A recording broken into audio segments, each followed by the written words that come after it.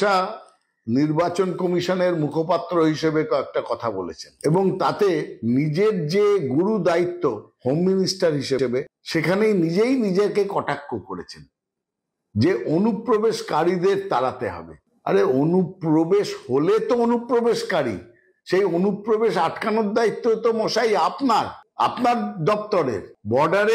Border security ফোর্সরা কি করে, ঘুমোয় নাকি অর্থের বিনিময়ে অনুপ্রবেশ করতে দেয়, যে অর্থ পার্টি এবং আপনার দপ্তরের মধ্যে ভাগাভাগি হয়, আর পরবর্তী ক্ষেত্রে চিৎকার করেন যে অনুপ্রবেশকারীদের আমরা দেখলুঙ্গা, আমরা তাড়াবো। আজকে সব থেকে বড় কথা, আপনি অনুপ্রবেশকারী, উদ্বাস্তু এবং শরণার্থী এদের মধ্যে তফাৎ করাটা আপনাকে জানতে হবে। বাংলাদেশ এবং ভারতবর্ষ, তার আগে পূর্ব পাকিস্তান, আক্ষরিক অর্থে যে ইতিহাস আছে তাতে লক্ষ লক্ষ বাঙালি, বিশেষত হিন্দু, তারা ওপার থেকে এই পারে এসছে উদ্বাস্তু বা শরণার্থী হিসেবে।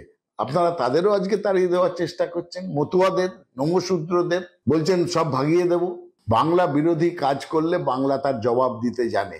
2021-এও আপনি অনেক কথা বলেছিলেন ঘুষবাইট বলে, সেখানে জবাব পেয়ে গিয়েছিলেন। আবার 2026-এ অমিত শাহ এর জবাব পেয়ে যাবেন। দয়া করে এসআইআর নিয়ে নির্বাচন কমিশনের মুখপাত্র হিসেবে কথা বলবেন না।